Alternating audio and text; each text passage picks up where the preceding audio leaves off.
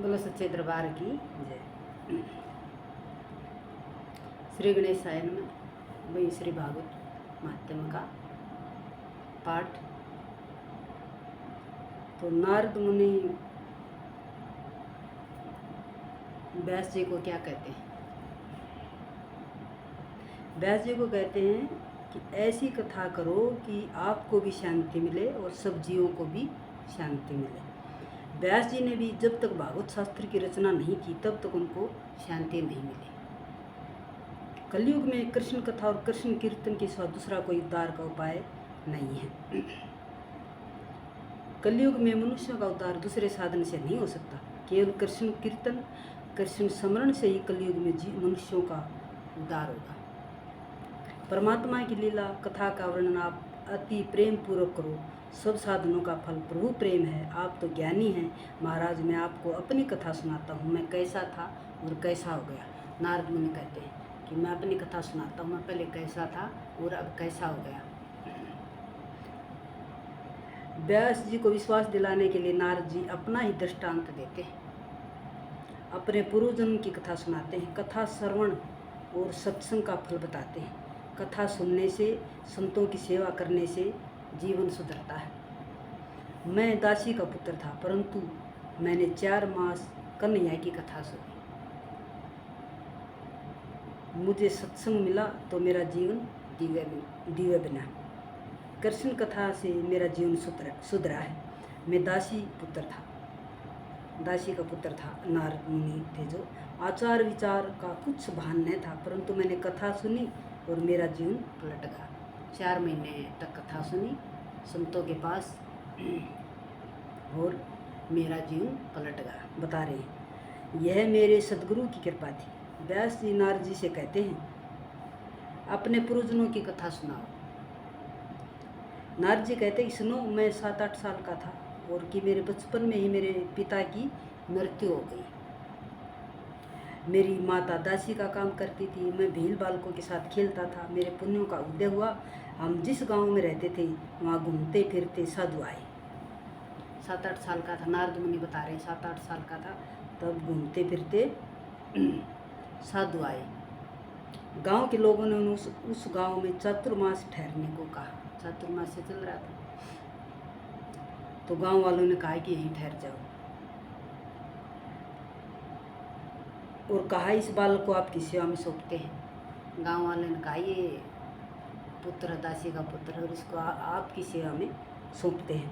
यह पूजा के फूल लाने में मदद करेगा, दूसरे काम भी करेगा। विधवा का लड़का है, प्रसाद भी आपके पास ही ले लेगा।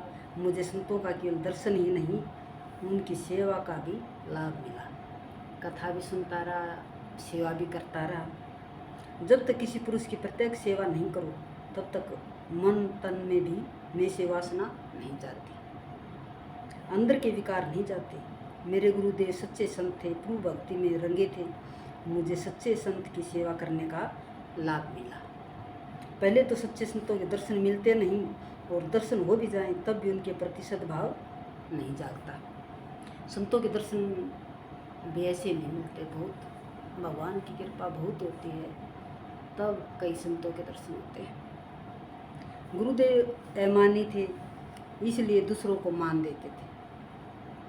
उनके संग से मुझे भक्ति का रंग लगा और गुरु ने मेरा नाम हरिदास रखा। सुखदेव जी ने जन्मते ही व्यास जी से कहा कि आपसे मेरा कोई संबंध नहीं है, आप मेरे पिता नहीं हैं। सुखदेव जी व्यास जी के पुत्र थे। तब जन्म देते ही वे बोले कि आप मेरे पिता नहीं हैं और आपसे मेरा कोई संबंध नहीं है। मेरे पिता तो प्रभु परमात्मा है, मुझे जाने दो, परंतु यह मार्ग सरल नहीं है। इस मार्ग को सामान्य मनुष्य अनुकरण कर सके ऐसा नहीं है। आसान मार्ग तो यह है कि सबके साथ प्रेम करो अथवा एक प्रभु के साथ प्रेम करो। आत्मा और परमात्मा एक हैं। गुरुदेव प्रेम की मूर्ति थे। गुरु जी के उठने से पहले मैं उठता था। गुरु जी की सेवा के समय में तुलसी ले आता, फूल और तुलसी ले आते। मेरे गुरुजी दिन में 2 बार कीर्तन करते थे। सवेरे ब्रह्म सूत्र की चर्चा करते थे, परंतु रात को रोज कृष्ण कथा कृष्ण कीर्तन करते। कन्हैया उनको बहुत प्यारा था। मेरे गुरुदेव के इष्ट देव बाल कृष्ण थे। ये ऋषि बाल स्वरूप की आराधना करते थे। बालक जल्दी प्रसन्न होते हैं, बाल कृष्ण जल्दी प्रसन्न होते हैं और जल्दी बाल कृष्ण जल्दी प्रेम करते हैं और जल्दी प्रसन्न होते हैं। कन्हैया का कोई भगत उसे बुलाता है तो कन्हैया दौड़ कर आता है। मैं कीर्तन में जाता और कथा सुनता। मैं बहुत कम बोलता था। बहुत बोलना संतों को अच्छा नहीं लगता।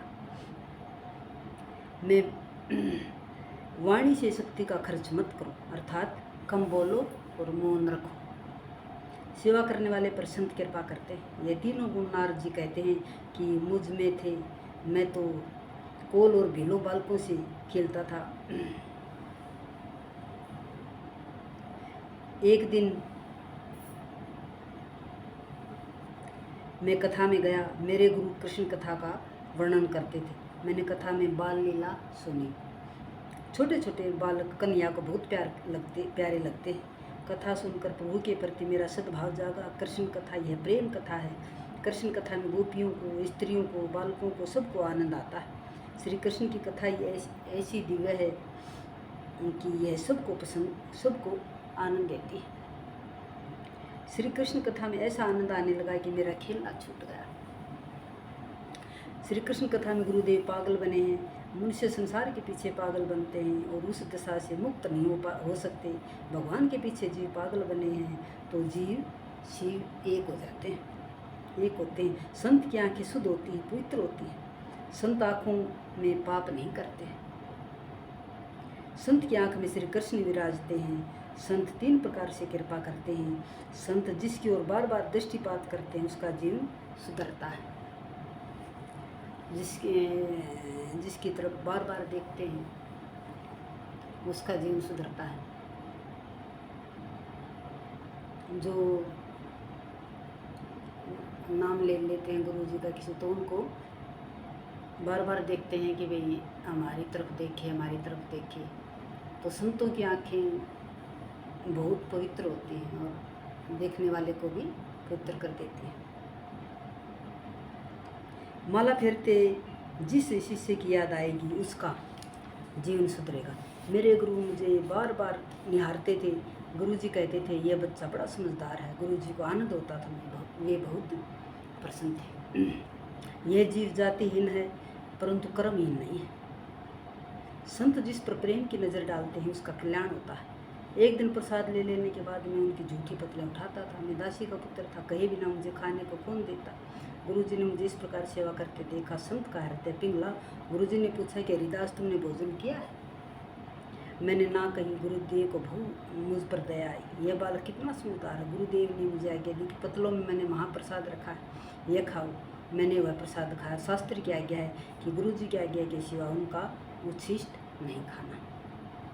संत जब कल्याण की भावना से प्रसाद देते हैं तो कल्याण होता है।